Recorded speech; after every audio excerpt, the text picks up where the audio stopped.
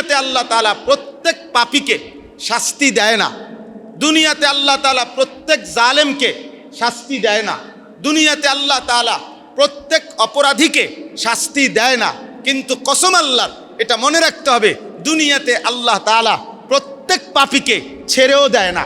দুনিয়াতে আল্লাহ তাআলা প্রত্যেক জালেমকে ছেড়েও দেয় না। দুনিয়াতে আল্লাহ তাআলা প্রত্যেক অপরাধীকে ছেড়েও দেয়। সবাইকে শাস্তি দেয় না, সবাইকে ছেড়েও দেয়, ছেড়েও দেয়। একই পাপে অনেক পাপী স্বাভাবিক মৃত্যু হয়েছে, একই পাপে অনেক পাপী দুনিয়াতেই আযাবের শিকার হয়েছে। এখন দুনিয়াতেই বাঁচা যাবে কে, আর শাস্তির মুখোমুখি হবে কে, এই নিশ্চয়তা তো আমার কাছে আপনার কাছে নাই, আছে?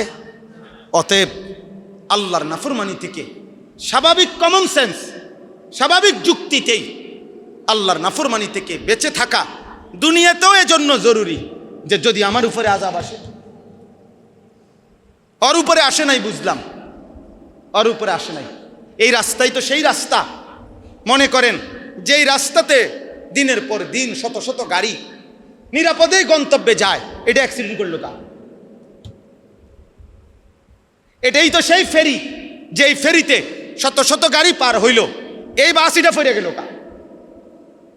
এটাই তো সেই রাস্তা, যেই রাস্তাতে লক্ষ লক্ষ শত শত মোটরসাইকেল পার হয়ে গেল, এই মোটরসাইকেল অ্যাক্সিডেন্ট করলো কা?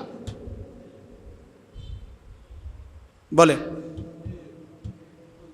তাইলে বুঝা গেল, এই জোয়ান ভাই, আজ বাইচা গেছো, কাল বাইচা গেছো, এ কথা ভেবে দুনিয়াতে তুমি প্রতিদিন বেঁচে যাবে, এটা ঠিক না। এই মিথ্যা, এই নাটক, সিনেমা, মোবাইলের এই নর্তকী দেখা, আহা আমাদের এই সন্তানদের, আমাদের এই বোনদের নাফরমানি জিন্দিগি, একে তো আমরা কেউই আল্লাহর আযাব থেকে নিরাপদ না, দ্বিতীয়ত সামষ্টিকভাবেও আল্লাহ এবং আল্লাহর রসুলের ওয়াদা, যখনই পাপের সীমা অতিক্রম করে, ওয়ালা নুযীকান্নাহুম মিনাল আযাবিল আদনা দুনাল আযাবিল আকবার। এখানে তাফসীরে একটা আশ্চর্য সুন্দর কথা আছে। দুনিয়াতে অসংখ্য নেয়ামত আছে, আল্লাহ সকলকেই দেয়। দুনিয়াতে অসংখ্য আযাব আছে, আল্লাহ সকলকেই দেয়। এটা দুনিয়াবি নিজাম। আর আখিরাতের নিজাম ফারদান ফারদান, একজন একজন, একজন একজন। অর্থাৎ আপনি একজন শান্তি সুখের উপযুক্ত, তা আপনার সুখ দিবে। উনি আযাবের, তো ওনারে আযাব দিবে। এই বাড়ির সবাই এমনি হিসাব না, এই গ্রামের সবাই আখিরাতের হিসাব কি না, এমনি না, ফারদান ফারদান, একজন একজন, একজন একজন। কিন্তু দুনিয়াতে সুখ আসলে সবাই সুখ পায়, দুঃখ এবং মুসিবত আযাব আসলে সবাই আযাব, সবাই আযাব। এই জন্য দুনিয়াতে গুনাহ থেকে বাঁচা, নাফরমানির থেকে বাঁচা, অন্যকে বাঁচানোর চেষ্টা করা, এটা নিজের প্রয়োজনেই দরকার। নিজের প্রয়োজনে, নিজের পরিবার, নিজের জীবনের প্রয়োজন। আমরা গত কয়দিন চিল্লাইছি, প্রত্যেক দিন বলছি যে 8 বছরের যেই কন্যা ধর্ষিতা হলো, 8 বছরের যেই কন্যা 2 টুকরা হয়ে গেল, এটা দোস্ত একটি মেয়ের ঘটনা না, একটি জাতির অধপতন, একটি দেশের অধপতন, একটি সম্প্রদায়ের অধপতন। আজকে আমাদের সমস্ত কিশোর যুবক নওজোয়ান যে পরিমাণ মোবাইলে আসক্ত, সমস্ত মোবাইলে আসক্তের একটাই আসক্তি, নারীতে আসক্ত। এক হলো প্রয়োজন, আর এক হলো আসক্ত। এই শব্দের মধ্যে ব্যবধান আছে। বড় মোবাইল প্রয়োজন, আমি বলি হাজারো অফিসিয়াল কাজ, চাকরির কাজ, ব্যবসার কাজ, শিক্ষা প্রতিষ্ঠানের কাজ, এর দরকার আছে। কিন্তু দরকার তো দরকার, খানা তো আমার দরকার, কিন্তু সারাদিন বাত লইয়া কেউ বইয়া থাকে না। বাথরুম তো আমার দরকার, কিন্তু সারাদিন কেউ বাথরুমের কমোটে বসে থাকে না। তাহলে বড় মোবাইল আমার দরকার, তো সেটা তো শুধু দরকারের সময় দরকার, কিন্তু 24 ঘন্টা প্রয়োজন অপ্রয়োজন বেদরকার, রাত নাই, দিন নাই, সকাল নাই, দুপুর নাই, সারা দিন সারা রাত যারা মোবাইল চালায়, এর একটাই মূল কারণ, নারীতে আসক্ত। আর কোনো কারণ নেই, আর কোনো কারণ নেই, আর কোনো কারণ নেই। যার কারণে চুল দেখলে, চেহারা দেখলে, চলন বলন দেখলে বোঝা যায় নারীর আসক্ত নাফরমানের চুল, চেহারা, লিবাস, পোশাক, জিন্দিগিটাই এলোমেলো, জীবনটাই এলোমেলো। কিচ্ছু নাই, আগাও নাই, গোড়াও নাই, পূর্বও নাই, পশ্চিমও নাই, হাফ প্যান্টও না, ফুল প্যান্টও না। হ্যাঁ, আল্লাহ আমাদেরকে মাফ করে দেন। তাইলে ভাই দয়া করে এটা বোঝা উচিত আমাদের, জি দয়া করে আমাদের এটা বোঝা উচিত, আমাদের প্রত্যেকের এটা বোঝা উচিত। তাইলে আমার বলার উদ্দেশ্য হলো এই পুরা কথাটা অক্ষরে অক্ষরে তাফসীর করা মাকসাদ না, এই একটা কথা শুধু বলা যে কোরআনুল কারীমের মধ্যে এই সূরা হুদের মধ্যে আল্লাহ তাআলা সবচেয়ে বেশি নাফরমান পাপী জাতির ঘটনা উল্লেখ করছেন, যেই ভয় নবীজি পর্যন্ত কাঁপতে থাকছেন, চুল দাড়ি সাদা হয়ে গেছে বলছেন। তো বোঝা গেল খোদ রাসূলুল্লাহ সাল্লাল্লাহু আলাইহি সাল্লামও এতটা চিন্তিত ছিলেন যে হায় আমার উম্মত যদি পাপ আর নাফরমানিতে লিপ্ত হয় কি হবে তাদের। অতএব আমি আপনাদের কাছে এটাই বলতে চাই, এইখানে শুধু এই কথাটাই বলার জন্য যে আল্লাহ তাআলা বলেন, বান্দা সামনে আমি নাফরমান জাতির ঘটনা উল্লেখ করব, কিন্তু শুরুতেই আল্লাহ বলে দিছে ও আনিস্তাগফিরু রাব্বাকুম সুম্মা তুবু ইলাইহি। এটাই মূল কথা। আল্লাহ তাআলা বললেন সামনে তোমরা পাপীর ঘটনাবলী শুনবা, কিন্তু আমি আল্লাহ তোমাদেরকে আগেই বলে রাখি তোমরা প্রত্যেকে নিজ নিজ গুনাহ থেকে ক্ষমা প্রার্থনা করো আর ইবাদত আর আমলের মাধ্যমে আল্লাহর কাছে ফিরে আসো। আমি দুনিয়াও ভালো রাখবো, ওয়ায়ুতি কুল্লাযী ফাদলিন ফাদলাহু, এবং আমি আল্লাহ তাআলা প্রত্যেককে আলাদা আলাদা পরকালে তার প্রত্যেকটা কল্যাণকর কাজের সর্বোত্তম বিনিময় দেব, সর্বোত্তম বিনিময় দেব। এই জন্য আমি সব সময় বলি আল্লাহবিহীন, সেজদাবিহীন, ইবাদতবিহীন, নামাজবিহীন, আল্লাহর কোরআন পড়তে পারে না। কোরআনবিহীন বাকি যত মানুষ তাদের সন্তানকে ভাবতেছে পড়ালেখা করাইছে, শিক্ষিত বানাইছে, ভদ্র বানাইছে, সবটাই ভুয়া ভুয়া ভুয়া। আপনি উপার্জনকারী প্রাণী বানাইছেন, নট মানুষ বানাইছেন। মানুষ ইবাদতবিহীন হয় না, উপার্জনকারী প্রাণী হয়, ইকোনমিক্যাল অ্যানিম্যাল, অর্থনৈতিক প্রাণী হয়। আপনি যা পড়াইছেন তার দ্বারা ভদ্রচিত কোনো উপার্জন করা শিখছে আর কি, রোজগার। সে শালীনভাবে সুন্দরভাবে পোশাক আশাক পরে পাউডার সুনু মাইখা চুল টুল আশ্রাইয়া শুদ্ধ কথা দিয়া পয়সা কামাই করে, আরে এর দূরে। হ্যাঁ, ইনসান হয়, মানুষ হয় খোদার কসম ইবাদতের মাধ্যমে, ইনসান হয় গোলামির মাধ্যমে, সেজদার মাধ্যমে। অতএব যে কিংবা যার সন্তান মুসলিম পরিচয়ধারী, ইবাদত নাই, সেজদা নাই, বন্দিগি নাই, আল্লাহর কোরআনের সাথে ন্যূনতম সম্পর্ক নাই, কোরআনুল কারীম দেখে দেখেও পড়তে পারে না, আল্লাহর ইবাদত আর বন্দিগি বোঝে না, হালাল হারাম বোঝে না, পাক নাফাক বোঝে না, কসম খোদার সে উপার্জনকারী প্রাণী হইতে পারে, মানুষ হইতে পারে, মানুষ হইতে পারে। যে দিল আল্লাহ নিয়ে ভাবে না, আল্লাহ তাআলা বলছে ও জানোয়ার। যে কান আল্লাহর কথা শোনে না, আল্লাহ কোরআনে বলছে ও জানোয়ার। যে চোখ আল্লাহর আয়াত দেখে না, খোদার কসম আল্লাহ বলছে ও জানোয়ার। কাজে আপনি রাগ করার কোনো সিস্টেম নাই। মাইন্ড করবেন কার লগে, কার সাথে মাইন্ড করবেন? ইমাম সাহেবের লগে, তো ইমাম সাহেবের বিদায় করে দিবেন, এই তো। বক্তারে দমক দিয়ে থামাই দিবেন, এই তো দিলেন থামাই। এরপরে ফামাইয়ুজিরুল কাফিরিনা মিন আযাবিন আলীম। আল্লাহ তাআলা বলেন, বন্ধু আপনি বলেন, হে অবিশ্বাসী নাফরমান, আমি মুহাম্মদ যদি মরেও যাই কিংবা বেঁচেও থাকি, আমার অনুসারীরা যদি মরেও যায় কিংবা বেঁচেও থাকে, আমার মৃত্যু আমার জীবন এটা বড় বিষয় না। আমি মরে গেলেও কি, বেঁচে থাকলেই কি, কিন্তু তোমরা যারা আল্লাহর নাফরমানি করছো, আল্লাহর আযাব থেকে তোমরা বাঁচবা কেমনে সেটা বলো, সেটা বলো। মনে করো ভাইয়া মাদ্রাসা বন্ধ হয়ে গেল আর কি, মনে করেন হুজুর সব একসাথে এক মাঠে একত্র করে ব্রাশ ফায়ার করে শেষ করে দিল আর কি। কিন্তু প্রশ্ন হলো, চোরেরে আল্লাহর আযাব থেকে বাঁচাইবে কে? সুদখোররে আল্লাহর আযাব থেকে বাঁচাইবে কে? মদখোর আর নেশাখোররে আল্লাহর আযাব থেকে বাঁচাইবে কে? জিনাকারী আর বেবিচারীকে আল্লাহর আযাব থেকে বাঁচাইবে কে? বেপর্দা নারীকে আল্লাহর আযাব থেকে বাঁচাইবে কে? বলে। আপনারা নয়তো বলেন, যারা সাধারণ মানুষ আছেন আপনারা বলেন যে হুজুর আপনারাই ঝামেলা, আপনারা মরে গেলে, আপনারা ধ্বংস হয়ে গেলে আমরা সাধারণ মানুষ আমরা নিজেরাই আল্লাহর আযাব থেকে বাঁচার ব্যবস্থা করে নিতে পারবো। পারবেন তো এটা? তাহলে আমাদের আশা, আমাদের যা বাঁচা মরার মধ্যে আপনাদের কিছু নেই, আপনাদের কিছু নেই। কারো মৃত্যুতে কারো কিছু আসে যায় না।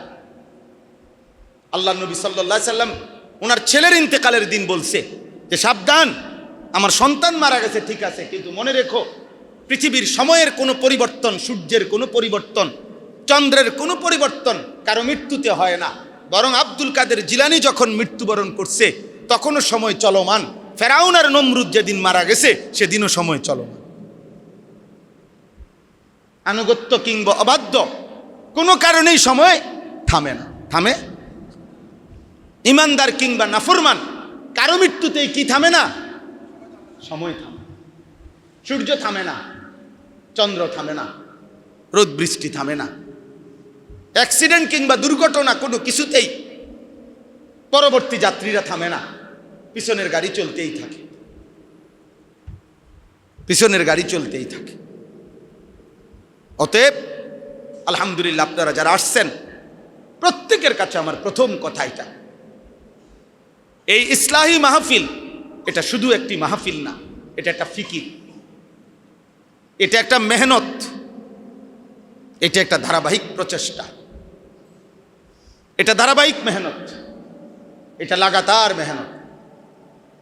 অকুনু মা'আস সাদিকিন মাওলানা সাহেব বলছেন মাগরিবের নামাজের সালাম ফিরিয়ে, এই ওয়াকুনু এই শব্দটির মধ্যে দাওয়াম এবং ইস্তিমরার আছে। এই আমরের সিগা ফেলে মুজারের থেকে কি হয়? গঠিত হয়। আর মুজারের অর্থের মধ্যে কি আছে? দাওয়াম আছে, ইস্তিমরার আছে। অর্থাৎ অকুনু মা'আস সাদিকিন অর্থ হইল, হে ঈমানদারগণ আল্লাহকে ভয় করো, তাকওয়া অবলম্বন করো, গুনাহ থেকে বাঁচো এবং ধারাবাহিকভাবে আল্লাহর প্রিয় বান্দাদের সঙ্গী হয়ে থাকো। এক বেলা আধ বেলা না, হঠাৎ না, হঠাৎ না, বরং জীবনটাকে ধারাবাহিকভাবে আল্লাহ ওয়ালার সাথে সম্পৃক্ত রাখো। একেবারে পৃথিবীর সর্বোচ্চ বুজুর্গেরও ইসলাহ জরুরি, সর্বনিম্ন মানুষটারও ইসলাহ জরুরি, সংশোধন। ইসলাহ আমারও দরকার, ইসলাহ আপনাদেরও দরকার, ইসলাহ পীর সাহেবেরও দরকার, ইসলাহ মুরিদ সাহেবেরও দরকার, ইসলাহ খতিব সাহেব ইমাম সাহেবেরও দরকার, মুসল্লি সাহেবেরও দরকার, সবার দরকার। মাদ্রাসাওয়ালাদেরও দরকার, সাধারণ মানুষদেরও দরকার, উস্তাদেরও দরকার, ছাত্ররও দরকার। ইসলাহ জরুরি, ইসলাহ জরুরি। ইন্নামাল মুমিনুনা ইখওয়া ফাআসলিহু বাইনা আখাওয়াইকুম। মুমিনগণ পরস্পর ভাই ভাই। আল্লাহ তাআলা বলেন অতএব ভাই ভাই একে অপরের ইসলাহ করে দাও। কি করে দাও? আপনার দিকে আমি তাকাবো, আমার দিকে আপনি তাকাইবেন। আর আপনি একটু খেয়াল রাখেন আপনার আখিরাতের দিকে আমিও একটু খেয়াল রাখব। এই হলো বন্ধুত্ব, তাকওয়ার বন্ধুত্ব। আল্লাহ তাআলা কোরআনে ওয়াদা দিছে, এক বন্ধু যদি আরেক বন্ধুকে, এক সঙ্গী যদি আরেক সঙ্গীকে গুনাহ থেকে বাঁচবার ক্ষেত্রে বন্ধুত্ব করে, আল্লাহর ইবাদতের ক্ষেত্রে বন্ধুত্ব করে, খোদার কসম আল্লাহ বলছে কিয়ামতের দিন আল্লাহ তাদেরকে ডেকে বলবে তোমরা কোনো ভয় করো না। আর একটু পরে বলবে তোমরা তোমাদের বন্ধুদেরকে সাথে নিয়ে হাত ধরাধরি করে উদখুলুল জান্নাতা আনতুম ওয়া আজওয়াজুকুম তুহবারুন, তোমরা বন্ধুদেরকে নিয়ে জান্নাতে ঢোকো, সঙ্গীকে নিয়ে জান্নাতে ঢোকো। স্বামী স্ত্রী যদি নেক কাজের সঙ্গী হয় তাহলে একজন আরেকজনকে হাত ধরাধরি করে জান্নাতে ঢুকবে। দুই বন্ধু যদি নেক কাজের সঙ্গী হয় তো এক বন্ধু আরেক বন্ধুর হাত ধরাধরি করে জান্নাতে ঢুকবে। সুবহানাল্লাহ। আল আখিল্লাউ ইয়াউমাইদিন বা'দুহুম লিবা'দিন আদুউন ইল্লাল মুত্তাকিন। অতএব ইসলাহ জরুরি আমাদের, এটা আমাদের জীবনের জরুরি একটা বিষয়। প্রতিনিয়ত আমরা অনেকেই বুঝতে চাই না, ও ফিসাব কিতা, মুরিদ কিতা, হ্যাঁ ধোকাবাজি, দান্দাবাজি। আরে ভাইয়া, যদি নির্দিষ্ট সুনির্দিষ্ট যিনি যেখানে যে কাজে ধান্দাবাজি করছে আপনি তাকে চিহ্নিত করেন। কথা বোঝেন নাই? ডাক্তারি মানে কি? দান্দাবাজি। কথা বলেন না। ডাক্তারি মানে দান্দাবাজি, ইঞ্জিনিয়ারিং মানে দান্দাবাজি, রাজমিস্ত্রি মানে দান্দাবাজি, ইলেকট্রিক মিস্ত্রি মানে দান্দাবাজি। কিন্তু ওইখানে কোনো দান্দাবাজ নাই। কথা বলেন না। তো তাইলে তো সোজা বাংলা। সুনির্দিষ্ট দান্দাবাজকে আপনি কি করেন? চিহ্নিত করেন, সে যেখানেই হোক। সুনির্দিষ্ট অপরাধীকে আপনি চিহ্নিত করেন, সে যেখানেই হোক, সে যেখানেই হোক। আমরা কাবা শরীফে তাওয়াফ অবস্থায়ও দেখছি, আল্লাহর ঘরে তাওয়াফ করতেছে এমন ব্যক্তিকে পুলিশ আলগি দিয়ে ধরে দিছে গা। এটা আমার নিজ চোখে দেখছি। এই জন্য যারা তাওয়াফ করে সব দান্দাবাজ। তাইলে অতএব ইসলাহে নফস জরুরি, আত্মসংশোধন। এই যুগ যুগ ধরে পীর বুজুর্গ, আউলিয়া, মাশায়েখ, হক্কানি আল্লাহওয়ালা মুরব্বিগণ খানকার মাধ্যমে, ইসলাহি বয়ানের মাধ্যমে, বিভিন্ন মাধ্যমে আত্মসংশোধনের কাজ করে। এটা কোনোভাবেই পরিত্যাজ্য নয়, এটা কোনোভাবেই বন্ধ হওয়া উচিত নয়। বরং প্রত্যেক জায়গায়, দুনিয়াবি বিষয় হোক আর আখিরাতের বিষয় হোক, যেখানে যে ক্ষতি, দান্দাবাজি, তাকে নির্ধারণ করা, চিহ্নিত করা, এটা সবার জন্যই জরুরি, সবার জন্যই। এ কারণে ইদানিংকালে আইসা নতুন প্রজন্মকে সুনির্দিষ্টভাবে, পরিকল্পিতভাবে ইসলামের মুখোশধারী, লেবাসধারী অনেকেই এটা বুঝাইতে চায়, এটা বুঝাইতে চায়। বাংলা বুখারী শরীফ আছে, বাংলা কিতাব আছে, ফেসবুকে কোনটা নাই? ইউটিউবে সার্চ দিলে আপনি যে কোনো সময় যে কোনো কিছু পাবেন। অ্যাপসের মাধ্যমে আপনি যা ইচ্ছা তাই পাবেন। এখানে অমুকের কাছে, তমুকের কাছে, হুজুরদের কাছে ঘুরতে হবে কেন? আপনার মোবাইলই তো আপনার জন্য যথেষ্ট। না খোদার কসম, ইসরাফিলের ফু পর্যন্ত ব্যক্তি ছাড়া, আল্লাহওয়ালার সান্নিধ্য ছাড়া, জীবন্ত মানুষের সোহবত ছাড়া আখিরাত, পরকালীন মুক্তি কঠিন কঠিন কঠিন হবে। আর যদি আপনার আরো তর্ক করতে মন চায়, তাহলে তর্কের ডেট দিলে ওই সময় আইলে ভালো হবে। আমি আমু অসুবিধা কি? আলাদা ডেট দিবেন, অথবা আমার থেকে ডেট নেবেন যে হুজুর ঝগড়ার জন্য একটা আলাদা ডেট দিলে ভালো হয়। তো ইনশাল্লাহ আমি সুযোগ করে ডায়েরি দেখে আলাদা ডেট দেবো, যেদিন ঝগড়া হবে, আপনার লোকে তর্ক হবে ইনশাল্লাহ। না পারলে আমি আমার খরচে লোক আনুম, আরো অসুবিধা কি?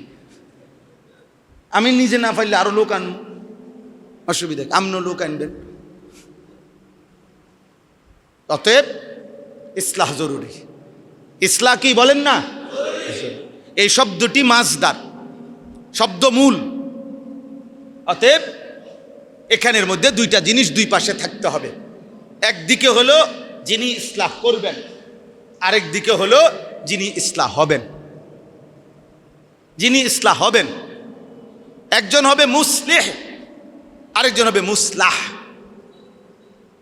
একজন হবে মুজাক্কি, আরেকজন হবে মুজাক্কা। হ্যাঁ, একজন হবে মুরাব্বি, আরেকজন হচ্ছে মুরাব্বাহ। একজন হলো যিনি তারবিয়ত করবেন, আরেকজন হলো যিনি তারবিয়ত নিবেন। একজন হলো যিনি ইসলাহ করবেন, আরেকজন হলো যিনি ইসলাহ হবেন। একজন হলো যিনি পরিশুদ্ধ করবেন, আরেকজন হলো যিনি পরিশুদ্ধ হবেন। এই নিজাম যুগ যুগ ধরে ইসলামের জন্য এটা জরুরি। ইন্নামাল ইলমু বিত্তাআল্লুম, বুখারীর riwayat। আল্লাহ নবী সাল্লাল্লাহু আলাইহি সাল্লাম বলছে, ইসলামের প্রথম দিন থেকে দিন শিখতে হবে, ইলম শিখতে হবে, আখিরাতের সব কিছু শিখতে হবে। কারো কাছে শিষ্যত্ব, ছাত্রত্ব, সাগৃদ হয়ে এটাই একমাত্র পদ্ধতি। বোঝেন নাই আমার কথাটা? কারো কাছে বসতে হবে আপনাকে, কারো কাছে বসতে হবে। আপনি নিজে নিজে বাংলা অনুবাদ ফইরা বুঝতেন না, ফেসফুস লাগাই দিবেন, একারে মাছে কাছে ফেস লাগিয়ে যাবে। বুঝেন না? সব ফেস লাগিয়ে যাবে। আমার একদিন এক ভদ্রলোক বলছিল, ওই মোবাইলে হুজুর আমার কাছে অ্যাপস আছে হাদিসের, আমি আমার যেই কোনো বিষয় ওখানে দেখে নেই, যদি হাদিসে পাই আমি আমার মতো করে আমি বুঝে নেই, তাহলে আমি আমল করি, যদি না পাই আমল করি না। তো এই আমার এই কাজটা হুজুর ঠিক আছে কিনা উনি আমার জানতে চাইছে। আমি বলছি না, আমার জানা নাই। বলছে মানে হুজুর? আমি বলছি না, আমি আপনার কাজটা ঠিক হচ্ছে কিনা আমার এটা জানা নাই। হুজুর রাগ করলেন? আমি না না রাগও করছি না। এখনকার রাগ করলেন না, এটা আগের কথা। আমি এখন যেই দুষ্টরা যে কথাটা বাইর করছে এইটার জন্য না বলতেছি না, তো ওই সময়ের কথা, আরো অনেক আগে। তো বলতেছে হুজুর আমি বুঝছি আপনি রাগ করছেন। আমি বললাম না, আমি রাগ করি নাই ভাই। তাহলে আপনি উত্তর দিচ্ছেন না? আমি বললাম আমি উত্তর দেব না। তো বললে কেন দিবেন না? আমি বললাম আপনার সুবিধার্থে। বললো যে কেন? মানে মানে আপনিই তো বলছেন যে এই কোনো বিষয় আপনি ওইখান থেকে অ্যাপসের মাধ্যমে জেনে নিচ্ছেন, আর মাঝখান দিয়ে যদি আমি এটা বলতে যাই, এর তো আমি একটা হুজুর। বোঝেন নাই কথাটা? আপনার কামটা ঠিক হইতেছি কিনা এটা বলার ক্ষেত্রে আমি হুজুরের সাহায্য না নিলে ভালো হয়, এটাও অ্যাপসের মাধ্যমে জেনে নিলে ভালো হয়। আপনার অ্যাপস আব্বারে, আপনার আব্বারে আপনি জিগা, আপনার অ্যাপস বাবারে জিগা না, আপনার ফেসবুক আব্বারে আপনি জিগা, আপনার ইউটিউব আব্বারে আপনি জিগা, ওনারে বলে, উনি সিদ্ধান্ত দিবে আপনি এটা ভালো হইতেছে না মন্দ হইতেছে। মাঝখান দিয়ে আমি একজন হুজুর ঢোকার কি দরকার? আলহামদুলিল্লাহ উনি এই এক কথাই বুঝছে যে না হুজুর ঠিক আছে আমি বুঝছি। তাইলে ইসলাহ জরুরি। আল্লাহ তাআলা কোরআনুল কারীমের মধ্যে বলছেন, ওয়ালাউলা ফাদলুল্লাহি আলাইকুম ওয়া রাহমাতুহু মা যাকা মিনকুম মিন আহাদিন আবাদা। আল্লাহর ফজল, অনুগ্রহ, আল্লাহর রহমত যদি তোমাদের উপরে না হয়, আল্লাহ তাআলা বলেন তোমাদের কেহই কখনো, আবাদান কখনোই, মা যাকা নিজের পবিত্রতা, নিজের সৌন্দর্য সংশোধন, ইসলাহ করতে পারবে না। আল্লাহ এটা বলে দিছে, সূরা নূরে আছে, ওয়ালাকিন্নাল্লাহা ইউযাক্কি মান ইয়াশা। বরং আল্লাহ যাকে চান তিনি তার ইচ্ছায় তার ইসলাহ করে থাকেন। সুবহানাল্লাহ। ইউযাক্কি, আল্লাহ সংশোধন করে থাকেন, পবিত্র করে থাকেন। এখন আল্লাহকে যদি বলেন আল্লাহ আপনি পবিত্র কিভাবে করেন, তো আল্লাহ নিজেই বলছেন ইয়াতলু আলাইহিম আয়াতিহি ওয়া ইউযাক্কিহিম। আমি একজন নবী পাঠাইছি, আমি একজন রসুল পাঠাইছি, তাকেই দায়িত্ব দিয়ে দিয়েছি আপনি আমার বান্দাদের, ইমানদার প্রত্যেকের আপনি যাবতীয় আত্মিক ত্রুটির ইসলাহ, তাজকিয়া আপনি করায় দিবেন। আল্লাহ যেন বলছে আমার বন্ধুকে যা যা বলার সব আমি বলে দিছি, আমার বন্ধুই এবার বাকি তার উম্মতের ইসলাহ করাবেন। অতএব রাসূলুল্লাহ সাল্লাল্লাহু আলাইহি সাল্লাম ইসলাহ করাইছেন। এবার সাহাবায়ে কেরাম নবীর থেকে বুঝে নিছেন, সাহাবারা এবার তাবিঈদের ইসলাহ করছেন, তাবিঈরা তাদের পরবর্তীদের ইসলাহ করছেন। অতএব এভাবেই মহান আল্লাহ তাআলার এই নিজাম আগের থেকে চলমান ছিল, এখনো আছে, ইসরাফিলের ফু পর্যন্ত এভাবেই চলবে। নিজে হবে না, একা একা ভালো হইয়া চলবেন, পারতেন না, একা পারতেন না। রাসূলুল্লাহ সাল্লাল্লাহু আলাইহি সাল্লাম সফরের মধ্যে পর্যন্ত বলছে একা চলো না, একা চললে শয়তান তোমারে ঘিরে ধরবে। নবীজি সাল্লাল্লাহু আলাইহি সাল্লাম বলছেন বিচ্ছিন্ন ছাগল, বকরি, তার পাল থেকে যেটা বিচ্ছিন্ন হয়, বাঘ সেটাকেই ছোবল মারে, আক্রমণ করে। অতএব আলহামদুলিল্লাহ আমি হেদায়েতুল উম্মাহ, উম্মতের হেদায়েতের ফিকির, মানুষের আখিরাতের ফিকির, এই ফিকিরে ওলামায়ে কেরাম, অল্প কিছু নওজোয়ান ওলামায়ে কেরামের আলহামদুলিল্লাহ এই ফিকির, এই মেহনত, আপনাদের কাছে অনুরোধ আপনারা ওনাদের এই আন্তরিক প্রচেষ্টায় আপনারা শরীক থাকবেন, বলেন ইনশাআল্লাহ। এবং প্রত্যেকেই, মাদ্রাসার অনেক তালেবে এলেম আছেন দোস্ত, আমরা বুঝি যে মাদ্রাসা এখন এই মুহূর্তে বন্ধ, এই কারণে আছেন। তালেবে এলেম ভাইদের কাছে অনুরোধ, নিজের সংশোধন, নিজের ইসলাম, নিজের উস্তাদ আল্লাহওয়ালা মুখলিস মুত্তাকির সান্নিধ্য, এটা জরুরি, এটা জরুরি ভাই, এটা জরুরি। কোনোভাবেই এই সমাজের লক্ষ কোটি তালেবে এলেম আমাদের যারা আছেন দোস্ত, আমি অনুরোধ করি, চারিদিকে তোমার আত্মীয় স্বজন, চাচাতো ভাই, জ্যাঠাতো ভাই, মামাতো ভাই, ফুফাতো ভাই, খালাতো ভাই, যত রকমের স্বজন তোমার বয়সী, প্রত্যেকের হাতে হাতেও যদি একটা বড় মোবাইল থাকে আর রং তামাশার ফুর্তি করে, তুমি এর মাঝখানে দাঁড়াইয়াও তুমি একা ঘোষণা দাও, লা ইলাহা ইল্লাল্লাহ, আমি আল্লাহকে মানি, আমি নাফরমানি করব না, আমি ইনশাআল্লাহ আল্লাহর দ্বীন শিখব, মানুষকে আল্লাহর কথা বলেই বেড়াবো ইনশাআল্লাহ। মোবাইলের আসক্ত নওজোয়ান, তোমার দিয়ে পৃথিবীর কোনো কাম হবে না। সর্বোচ্চ ফ্যাট, সর্বোচ্চ দুইটা চাহিদা, পেটের চাহিদার লজ্জাস্থানের চাহিদা, এই দুই চাহিদা হয়তো তোমার জীবনে পূরণ হইতে পারে, কিন্তু দেশ, জাতি, পৃথিবী, উম্মতের ফিকির মোবাইলে আসক্ত কারো দিয়ে হবে না। এই বেয়াদব, তোমার লজ্জা লাগে না বেটা?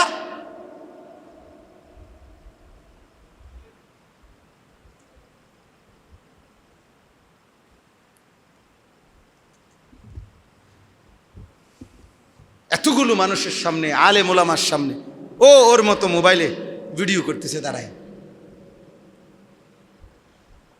চালাক মনে করে। দুর্ভাগা, এমন অসংখ্য ছেলে যাদের কপালে শক্ত করে ধরে রাখবে এমন একজন মজবুত মা জোটে নাই, বাবা জোটে নাই।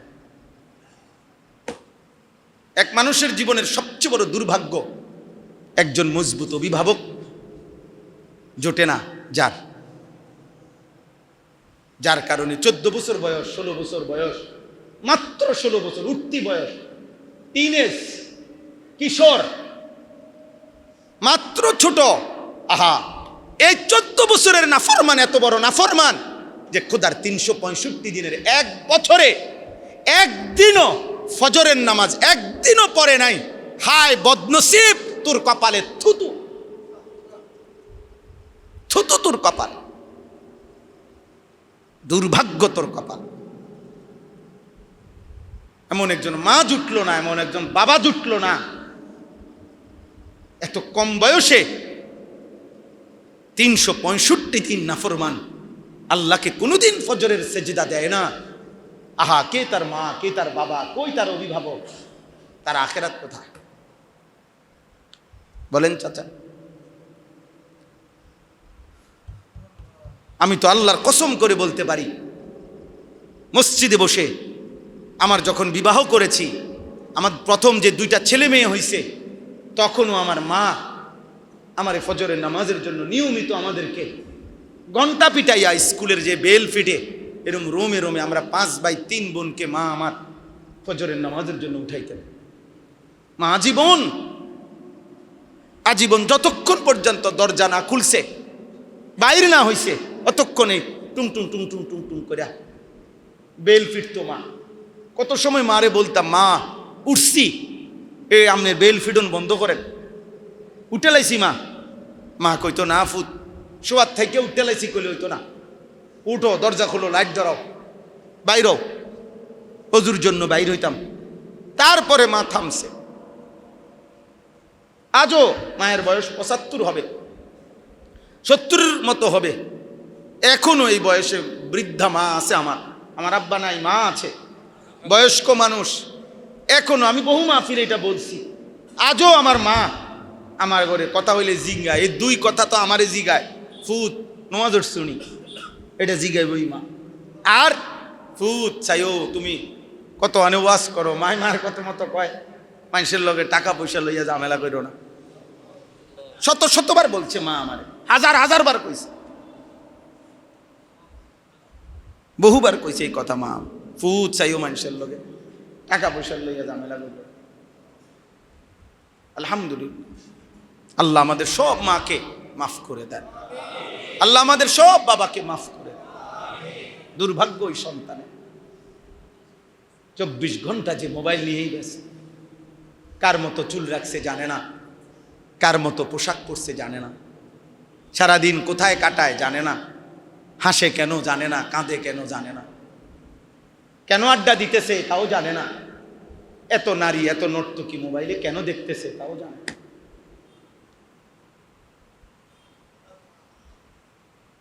কিছুই জানে না সে। আহা, আফসোসের বিষয়। আমার পেরেশানি এটা, দিবানিশি পেরেশানি করি মুসলমানের এই কিশোর, মুসলমানের এই নওজোয়ান, আমাদের এই সন্তান এত কম বয়সে এভাবে আল্লাহ ভুলে গেল কেন? এত বড় কলিজা, এত বড় শক্ত পাষাণ হৃদয় হইল কেমনে যে 24 ঘন্টায় এইভাবে সপ্তাহ গেছে, একদিনও 5 ওয়াক্ত নামাজ পড়ে না। এত কম বয়সী মুসলমান এত বড় গাদ্দার হইল কেন? এত বড় গাদ্দার হইল কেন? আপনারা ভাবেন, আপনারা ভাবেন, আপনারা ভাবেন। যেখানে এজন্য মানুষকে আল্লাহর কথা বলার কোনো আয়োজন হয়, বাকিদের উচিত ভালোবাসা দিয়ে, সহযোগিতা দিয়ে, আন্তরিকভাবে উৎসাহিত করা। কারণ মানুষের জীবনের পরিবর্তন, বৈশ্বিক দুনিয়ার আসবাবের, প্রযুক্তির আসবাবের, উপকরণের যত সংস্কারই হোক, খোদার কসম আত্মার সংস্করণ ব্যতীত, আত্মার সংশোধন ব্যতীত, হৃদয়ের বিশুদ্ধতার পবিত্রতা ব্যতীত বাহ্যিক পৃথিবী পুরাটাও যদি মেশিন বানায় ফেলে, তারপরও মানুষের জীবনের নিরাপত্তা আসবে না, আসবে না, সুখ আর শান্তি আসবে না, শান্তি আসবে না। এইখানে আমি পড়ছি এই আয়াত, আল্লাহ তাআলা বলছে ওয়া আনিস্তাগফিরু রাব্বাকুম সুম্মা তুবু ইলাইহি, হে আমার বান্দাগণ, সমস্ত গুনাহ থেকে আমি আল্লাহর কাছে মাফ চাও, আমার সমস্ত ইবাদতের দিকে তুবু মানে ফিরে আসো, গুনাহগুলো ছেড়ে দাও, ইবাদতে অভ্যস্ত হও। আল্লাহ বলেন, খোদার কসম আল্লাহ বলে, বান্দা আমি 2টা ওয়াদা দিলাম। এক, ইউমাত্তিউকুম মাতাআন হাসানা, হায়াত যতক্ষণ দুনিয়ায় আছো আমি আল্লাহ ওয়াদা দিলাম উত্তম দুনিয়ার যাবতীয় উপকরণ, সবচেয়ে ভালো, সবচেয়ে পবিত্র, সবচেয়ে হালাল, সবচেয়ে বৈধ যেটা, সেটা আমি তোমাকে দিয়ে দেব। শুধু বাদ কতটি না, হালাল, হালাল পবিত্র, মাতাআন হাসানা ইলা আজালিম মুসাম্মা, মৃত্যু পর্যন্ত, হায়াত যতক্ষণ আছে ততক্ষণ। এক তো হইলো ভাত খায়, এক তো হইলো টাকা আছে, আরেক তো হইলো হালাল। পার্থক্য আছে কিনা বলেন? কথা বুঝেন? কালারে না এক, সুদের টাকা তো 100 টাকা যেই কালার, পরিশ্রমের টাকা 100 টাকাও এই একই কালার, কালারে না এক, কিন্তু আসমানে হিসাব তো ভিন্ন, আসমানে হিসাব তো ভিন্ন। কোরবানি তো দিছে জমিনে অনেকেই, পশু তো জবাই হয়েছে লাখে লাখ, সিদ্ধ হয়েছে, গোস্ত হয়েছে, রুডি হয়েছে, শেষ পর্যন্ত বাথরুমেও জমা হয়েছে সব, যে যা খাইছে। কিন্তু প্রশ্ন হলো, আরশে পৌঁছে কয়টা? আসমানে পৌঁছেছে কয়টা? ইন্নামা ইয়াতাকাব্বালুল্লাহু মিনাল মুত্তাকিন। এই পৃথিবীতে সর্বপ্রথম কোরবানি হয়েছে মাত্র 2টা। প্রথম উদ্বোধনী কোরবানি হয়েছে কয়টা বলেন না? তো প্রথম কোরবানির দিন, যেদিন কোরবানি হয়েছে মাত্র 2টা, সেদিনই একটা বাদ পড়ে গেছে। প্রথম কোরবানির দিন, প্রথম বলে 1 উইকেট নাই। হ্যাঁ, পয়লা বলে উইকেট গেছে। প্রথম দিনেই 2টাই কোরবানি হয়েছিল হাবিল কাবিলের, এর মধ্যে একটা কি হয়ে গেছে? বাদ পড়ে গেছে। তাহলে মাত্র 2টা কোরবানির থেকেই যদি একটা বাদ পড়ে যায়, তাহলে প্রতি বছর আমাদের ওই লক্ষ কোটি কোরবানির থেকে কি বাদ পড়ে? থাকে।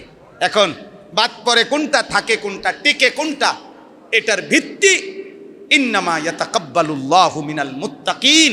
কোরবানি কবুল হবে তার, আল্লাহ সেদিনে বলে দিছে, তাকওয়া থাকবে যার। কি থাকবে? যার গুনাহমুক্ত, গুনাহমুক্ত। তাকওয়া শব্দের মূল অর্থ হলো গুণামুক্ত হওয়া। কি হওয়া বলেন না? গুণামুক্ত সম্পদ, গুণামুক্ত জীবন, গুণামুক্ত পরিবেশ। 3 জিনিস। সম্পদ হইতে হবে গুণামুক্ত। সুদের টাকা, কিস্তির টাকা, হারামের টাকা, 2 নম্বরই টাকা, 6 নম্বরই টাকা। মাল এটা হচ্ছে সারা বছর ব্যবসা করে, প্রত্যেক দিন মিছা কথা কয়, তে হের টাকা হালাল কই? হ্যাঁ, প্রত্যেক দিন ওজনে কম দেয়। হ্যাঁ, যেই মালটাই বেচে এটা 6 নম্বর, হেতে কয় 1 নম্বর। মাল এটা তার আর বাড়িত বানাইছে, কয় জাফানি। কাঁচা মিথ্যা কথা, আমাদের দেশে একটা কথা কয় কাঁচা মিথ্যুক, মানে করে ডাহা মিথ্যা কথা বলে। তো এটা হারাম না? কথা বলেন না কেন? তো লা ইয়াহিল্লু মালু মরিইম মুসলিমিন ইল্লা বিতিয়্যিবি নাফসিহি, কোন মানুষের দিলের খুশি ছাড়া যদি কেউ কিছু নেয় সেটা হালাল হবে না, নবী সাল্লাল্লাহু আলাইহি সাল্লাম বলেছেন। তাইলে গুণামুক্ত সম্পদ, গুণামুক্ত জীবন, গুণামুক্ত জীবন। কোরবানি করতে নাড়ছেন আপনি? গতকাল ফজরের নামাজ পড়ছিলেন? আজকের ফজরের নামাজ পড়ছেন? 5 ওয়াক্ত নামাজ পড়ছেন? 10টা বাজে আড্ডি কুটা শুরু করছে, গোশত কুটা শুরু করছে। জোহরের নামাজও পড়লো না, আসরের নামাজও পড়লো না, মাগরিবের নামাজও পড়লো না, নাফরমান। হে কুরবানি করে আল্লাহর জন্য। হ্যাঁ, আমরা চিরা খাই, আমরা বুঝি না। আপনি আল্লাহর জন্য কোরবানি দিছেন, আমরা ব্যাক কল সব। আল্লাহর জন্য কোরবানি এটা। কথা বলেন না কেন? জোহরের নামাজ যে পড়লো না, তুমি আল্লাহর জন্য কোরবানি দিছ। আসরের নামাজ যে পড়লা না, তুমি নাফরমান, আল্লাহর জন্য কোরবানি দিছ। হ্যাঁ, কোরবানির প্রাণী জবাই করার সময় যেখানে গোশত কুটতেছে, ওই বেড়ি দাঁড়ায় রয়েছে, এবড়ি দেবর, এবড়া বাসুর, এবড়ি মিল্লা গোস্ত বাগ করে। এটা গুণামুক্ত পরিবেশ। তো কি কোরবানি এটা? ডেকসেট চলতে আছে, গানের তালে তালে গোস্ত করে, হ্যাঁ, রুডির তালে তালে নাটক দেখে। সারাদিন ব্যস্ততার কারণে দেখতে পারছে না, মাগরিবের পরে রুটি, গোস্ত আর টেলিভিশন এক লগে লইয়া বসে। কি মিথ্যা বললাম? কথা বলেন না। তো এটা কি কোরবানি? আল্লাহর জন্য এটা হইল? এই জন্য গুণামুক্ত সম্পদ, গুণামুক্ত জীবন, গুণামুক্ত পরিবেশ, গুণামুক্ত পরিবেশ। তাকওয়া লাগবে। ওয়ালাকিন ইয়ানালুহুত তাকওয়া মিনকুম, তাকওয়া লাগবে, তাকওয়া। চলেন ভাই, আমরা সবাই ভাবতে শিখি। এ যে কয়জন ছেলে পেলে আসো, কিশোর ভাই, নওজোয়ান ভাই, দোস্ত আমার, গরমে আমরা কষ্ট পাচ্ছেন, আমি বুঝি। গরম আমারও লাগে, আপনারও লাগে। গরমে লাগলে কিচ্ছু হবে না। কোরআনে আল্লাহ তাআলা সান্ত্বনা দিছে, কুল নারু জাহান্নামা আসাদ্দু হাররা। বান্দা মনে রেখো, বান্দা, দুনিয়ার এই গরমের চাইতে জাহান্নামের আগুন অনেক বেশি গরম। জাহান্নামের আগুন অনেক বেশি গরম। যেন আল্লাহর কাছে বলতে পারি, মাওলা, এটুকু সামান্য গরম সয়েছি, জাহান্নামের আগুনের গরম আপনি মাফ করে দিয়ে, আপনার জন্যই ঘাম জড়াইছি মাওলা, আপনার জন্যই ঘাম জড়াইছি। আল্লাহ আমাদের সবাইকে উত্তম বিনিময় দান করেন। এজন্য আমি একটু লম্বা করে ওনাদের এই ইসলাহি মাহফিল দেখা আমি একটু লম্বা করে কথাটা বুঝাইলাম যে ইসলাহ জরুরি, আমাদের জীবনের সংশোধন প্রত্যেকের, জওয়ান বুড়ো। আরে ভাই বসো, ভাই বসো, বসো আব্বা বসো। ঠিক আছে, বুঝছি, বদেন আসতে। নাও,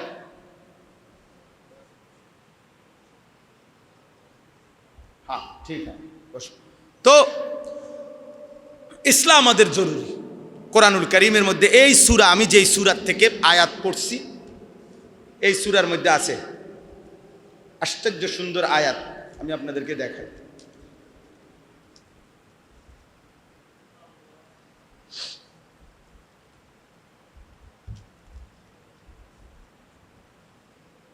এই দেখেন, এইখানে আছে 117 নম্বর আয়াত, কোরআনুল কারীমের 12 নম্বর পারা, 11 নম্বর সূরা, সূরা হুদ। যেই সূরার আয়াত আমি পড়ছিলাম আর কি শুরুতে, আমি তর্জমাটা শোনাবো, এক অংশ শুনাই ফেলছি তর্জমা।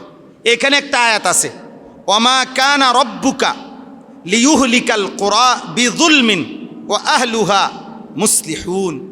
সুবহানাল্লাহ। আল্লাহ বলেন, বন্ধু আপনার আমি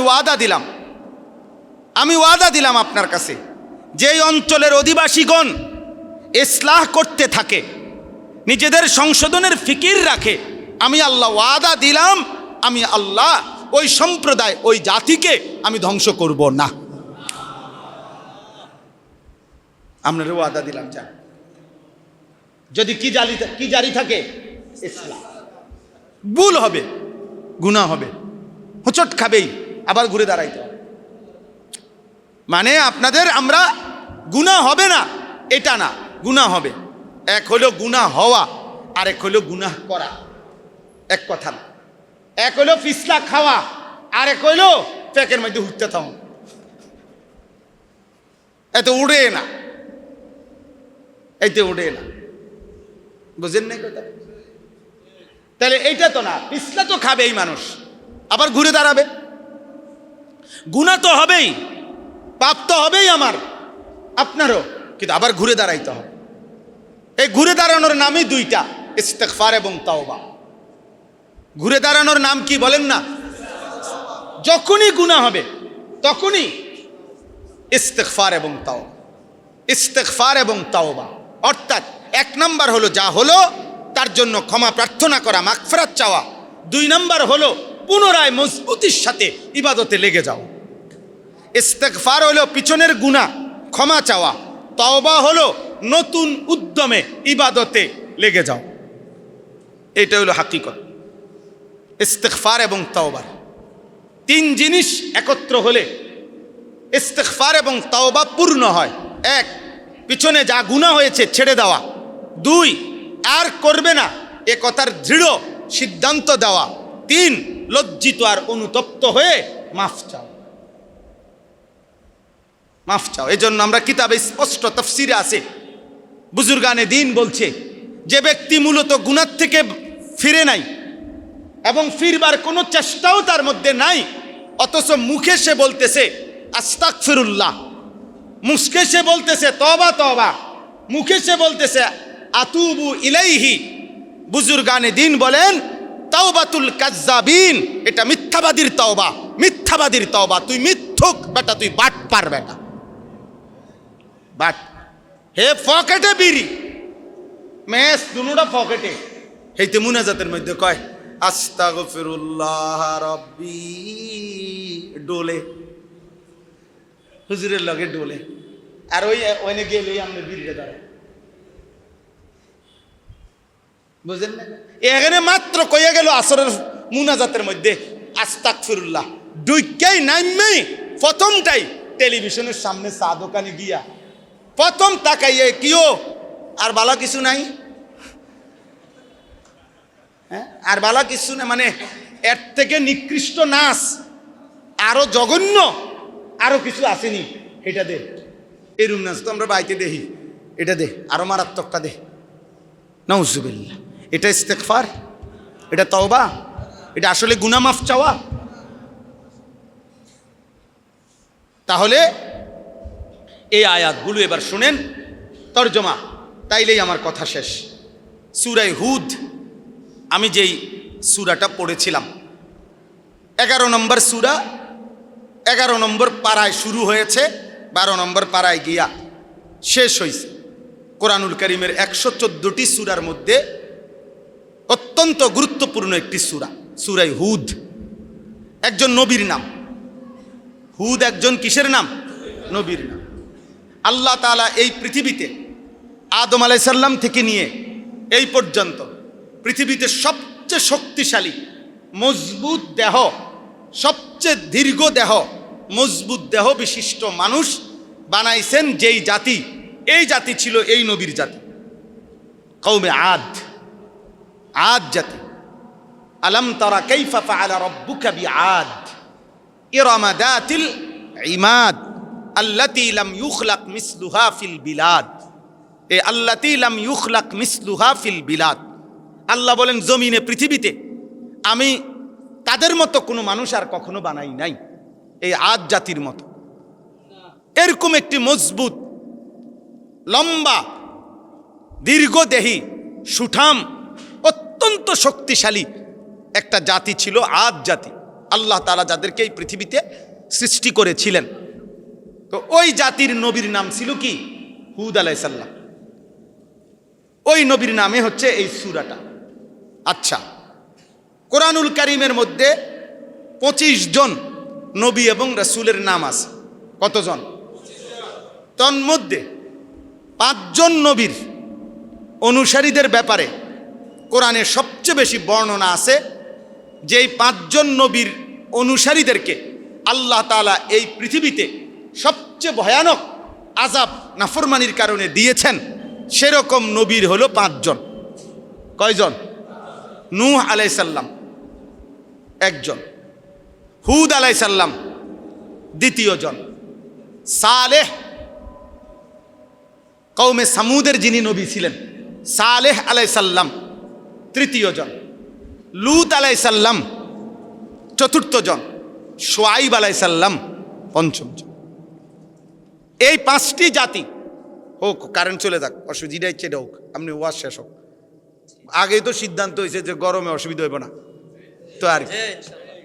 হাকিমুল উম্মত মুজাদ্দিদুল মিল্লাত হযরত মাওলানা শাহ আশরাফ আলী থানভী রাহমাতুল্লাহি আলাই, উনি সবসময় বলতেন, ওনারে যদি কেউ বলতো যে হযরত আমি এই গুনাহ করি সেই গুনাহ করি, আপনি আমারে কি করতাম একটা বুদ্ধি কর, হযরত সবসময় আগে বলতেন এটা ছেড়ে দিবা, এটা ছেড়ে দিবা আর কি। বুঝেন নাই কথাটা? তা এখন উনি বলতেন মনে রেখো এটাই প্রেসক্রিপশন, অর্থাৎ কোনো মানুষ যে সুস্থ স্বাভাবিক মানুষ কাকে বলে? তাকেই বলে যে করতেও পারে ছাড়তেও পারে, আর নাই তো সে মাজুর। বুঝেন না? আমার এই হাত এটা, আমি সুস্থ আলহামদুলিল্লাহ এখন, ফলে আমি হাত এটা উঠাইতেও পারি নামাইতেও পারি, হাত এটা আপনি নাড়াইতেও পারি স্থিরও রাখতে পারি। কিন্তু যদি এমন হয় যে হাত এটা শুধু সারাক্ষণ নড়ে, কোনোভাবেই এটা থামে না, আমি থামাইতে পারছি না, তাইলে এটা কি সুস্থ না অসুস্থ? মাজুর এই লোক, ঠিক না? তাইলে নিয়ম হলো এটাই যে করতে পারে সে ছাড়তেও পারে, এটাই সুস্থতার লক্ষণ, এটাই। অতএব তুমি গুনাহ যেহেতু করতে পারছো, তাহলে এটাই প্রমাণ করে তুমি ছাড়তেও পারবা। বুঝেন না কথাটা? আর আপনি যদি মাজুর তো না, আপনি যে হুজুর আমার কথাই এই সিস্টেম যে আমি বাইরে ওই মিশা কথা, বুঝেন নাই কথাটা? আমি কথা এই সারা আগ করলেই আমি মিশা কথা কই। আমি বহুত চেষ্টা করে চাইছি হুজুর, কিন্তু আমার মিশা কথা ছাড়া কোনো কথাই বাইর হয় না। এমন এটা না যে ইচ্ছা করলে মুখ খুলে সে বন্ধও করতে পারে। তাহলে অতএব যে গুনাহ করে সে গুনাহ ছাড়তেও পারে। অতএব সমাধান এটাই, চিকিৎসা এটাই। আমনে করবেন সুদ, কিস্তি, বাটপারি, জিনা, ব্যভিচার, মদ, নাটক, আর আমনে আমার বলে আমি কি করতাম? তা আমি আপনার শুধু ফু দিতাম, বুঝলেন না? আমি আপনার ফু দিলাম, আপনার সাথে সাথে আব্দুল কাদের জিলানীর স্বাস্থ্য ভাই হয়ে গেলেন। এটা এরকম না। তো ঠিক এটার অর্থ হইলো, এটা বলতে চাচ্ছি যে গরমের এই বিষয়টাও আপনার কাছে যদি আপনি একটু বিপরীতটা ভাবেন যে গরম আমার জন্য কোনো বিষয় না, সুস্থ স্বাভাবিক মানুষের জন্য এটা সম্ভব। এটা সম্ভব কিনা বলেন? হ্যাঁ। আপনি বড় দিকে তাকান, বড় দিকে তাকান, যে জাহান্নামের আগুন এর চাইতে বেশি গরম, জাহান্নামের আগুন এর চাইতে বেশি গরম। যদি এটা কেউ ভাবতে পারে কলিজায়, তো এই গরম তার জন্য কোনো কষ্টকর হবে না। আল্লাহ আমাদেরকে মাফ করে দেন। চলেন, তো এই 5 জন নবী কোরআনুল কারীমে আল্লাহ তাআলা বহু সূরার মধ্যে এই 5 জন, অন্যান্য নবীদের কাহিনী তো আছেই, এই 5 জন নবীর কাহিনী এবং তাদের কওমকে আল্লাহ তাআলা চূড়ান্ত আযাব দিছে, একেবারে শেষ করে দিছে পুরা। যে কয়েকজন ইমানদার অল্প অল্প ছিল ওদেরকে বাদ দিয়ে বাকি পুরা জাতি, ছোট বড়, কুলের বাচ্চা, দুধের বাচ্চা, জওয়ান বুড়া, একসাথে শেষ করে দিছে। যে কয়টা জাতিকে, এর মধ্যে এই 5টা জাতি। কথা বুঝছেন কি না? নূহ আলাইহিস সালাম, হুদ আলাইহিস সালাম, সালেহ আলাইহিস সালাম, শুআইব আলাইহিস সালাম, লূত আলাইহিস সালাম। আকপিস হইতে পারে সিরিয়াল, এটার কোনো সমস্যা নেই। মানে এই 5 জন, এই 5 জন নবীর কাহিনী। আর অতিরিক্ত কম বেশি আযাবের কথা অন্যান্য জাতি ব্যক্তি কওমকেও আছে, সেগুলো বর্ণনা আছে। যেমন ফেরাউনের শাস্তি কোরআনে আছে, নমরুদের শাস্তির কথা কোরআনে আছে, কারুনের শাস্তির কথা কোরআনে কি আছে, সেগুলো আছে। তো এই 5টা জাতি যাদের পাপের কারণে আল্লাহ তাআলা তাদেরকে একেবারে শেষ করে দিছে, এই 5টা জাতির ঘটনাবলী, পাপ, নবীদের তাদেরকে ফেরানোর জন্য চেষ্টা এবং সর্বশেষ আল্লাহর চূড়ান্ত আযাব, এই ঘটনাগুলো, এই কথাগুলো সবচেয়ে বেশি বিস্তারিত বিশদভাবে যে সূরাতে বর্ণনা হয়েছে, এটা এই সূরা, সূরা হুদ। কোরআনুল কারীমের মধ্যে সবচেয়ে বেশি বিস্তারিত ধ্বংসপ্রাপ্ত, আল্লাহর আযাবে ধ্বংসপ্রাপ্ত জাতির ঘটনা সবচেয়ে বেশি বর্ণনা আছে কোন সূরায়? সূরা হুদে। এজন্য এই সূরা নাজিল হওয়ার কিছুদিন পর, এই সূরা পূর্ণ যখন নাজিল শেষ হলো, কিছুদিন পরে আমাদের নবী সাল্লাল্লাহু আলাইহি ওয়াসাল্লামের চেহারা মোবারকের মধ্যে সর্বপ্রথম 1টা বা 2টা দাড়ি পাইকা গেছে, সাদা হয়ে গেছে। তখন হযরত আবু বকর সিদ্দিক রাদিয়াল্লাহু তাআলা আনহু বললেন, ইয়া রাসূলুল্লাহ কাদ শিবতা, হে আল্লাহর নবী, আপনি দেখি বুড়ো হয়ে যাচ্ছেন, আপনার চুল দাড়ির চুল তো সাদা হয়ে গেল, 2টা 3টা, এই প্রথম দেখছে সাহাবী। তখন নবী সাল্লাল্লাহু আলাইহি সাল্লাম বললেন আবু বকর সিদ্দিককে, শাইয়াবাতনি হুদ, আবু বকর বিশ্বাস করো, সূরা হুদ আমারে বুড়া বানায় ফেলছে। সূরা হুদ আমাকে কি বানায় ফেলছে? আরো রওয়ায়াত আছে, শাইয়াবাতনি হুদ ওয়াল ওয়াকিআ ওয়াল মুরসালাত ওয়া আম্মা ইয়াতাসাআলুন ওয়া ইদা শামসু কুব্বিরাত। আবার কোথাও আছে ওয়া শাইয়াবাতনি হুদ ওয়া আখাওয়াতুহা। সূরা হুদ এবং অন্য যেই সূরাগুলোতে পূর্ববর্তী নাফরমান জাতির আযাবের বর্ণনা আছে, ওই আযাবের ভয়, না জানি আমার উম্মত যদি আবারও ওই পাপে লিপ্ত হয়, আমার উম্মতের কি হবে। খোদার কসম নবী বলছে, আবু বকর এই ভয় আর এই পেরেশানি আমারে বুড়া বানায় ফেলছে, আমারে বুড়া বানায় ফেলছে।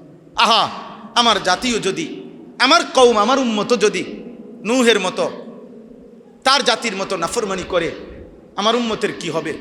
হুদের জাতির মতো, শুআইবের জাতির মতো, সালেহের জাতির মতো, লূতের জাতির মতো যদি পাপ শুরু করে, আমার উম্মতের কি হবে? এই ভয়, এই অস্থিরতা, আল্লাহ নবী সাল্লাল্লাহু আলাইহি সাল্লামের চুল দাড়ি সাদা হওয়া শুরু হয়ে গেছে।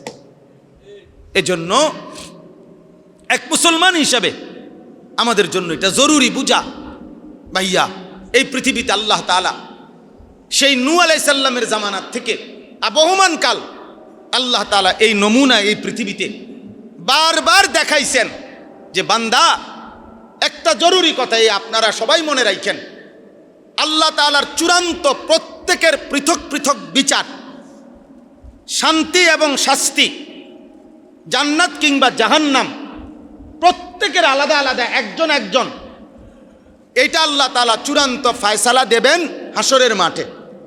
এজন্য দুনিয়াতে আল্লাহ তাআলা প্রত্যেক পাপীকে শাস্তি দেয় না, দুনিয়াতে আল্লাহ তাআলা প্রত্যেক জালেমকে শাস্তি দেয় না, দুনিয়াতে আল্লাহ তাআলা প্রত্যেক অপরাধীকে শাস্তি দেয় না।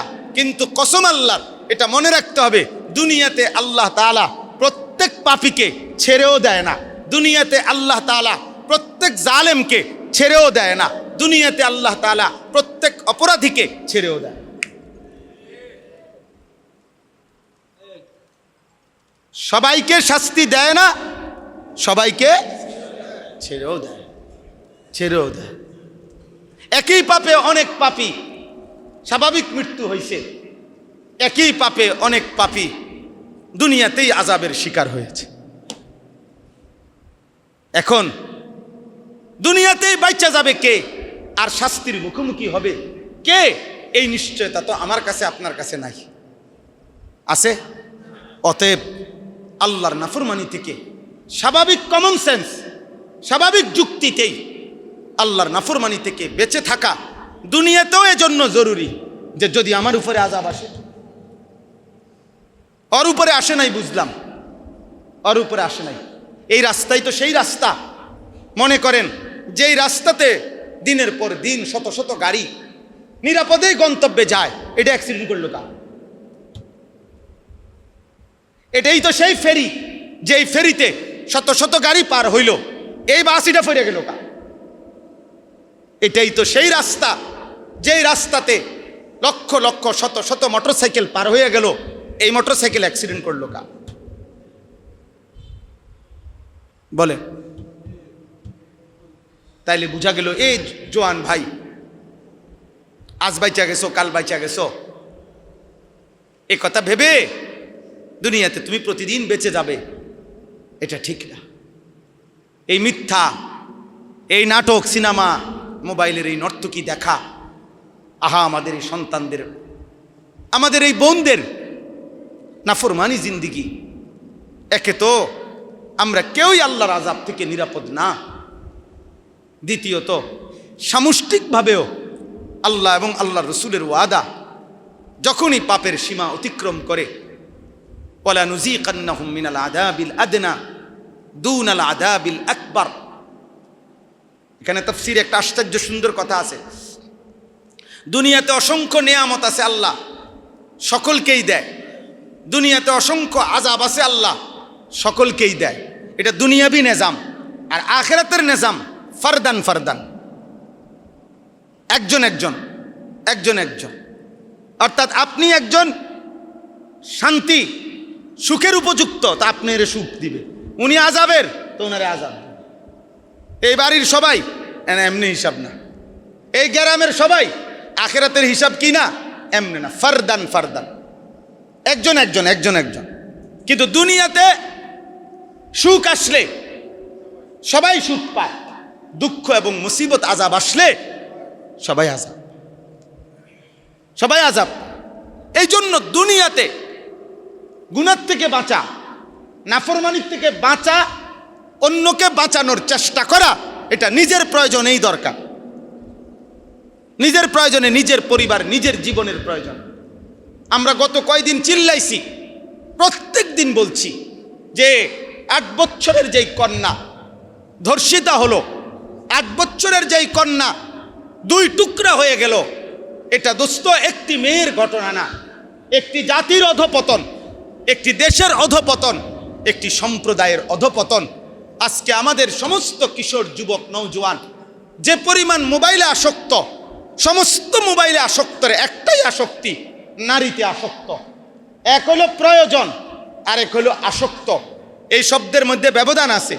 বড় মোবাইল প্রয়োজন, আমি বলি হাজারো অফিসিয়াল কাজ, চাকরির কাজ, ব্যবসার কাজ, শিক্ষা প্রতিষ্ঠানের কাজ, এর দরকার আছে। কিন্তু দরকার তো দরকার, খানা তো আমার দরকার, কিন্তু সারাদিন বাথরুমে কেউ বইয়ে থাকে না। বাথরুম তো আমার দরকার, কিন্তু সারাদিন কেউ বাথরুমের কমোটে বসে থাকে না। তাহলে বড় মোবাইল আমার দরকার, তো সেটা তো শুধু দরকারের সময় দরকার, কিন্তু 24 ঘন্টা প্রয়োজন অপ্রয়োজন বেদরকার, রাত নাই, দিন নাই, সকাল নাই, দুপুর নাই, সারাদিন সারা রাত যারা মোবাইল চালায়, এর একটাই মূল কারণ, নারীতে আসক্ত।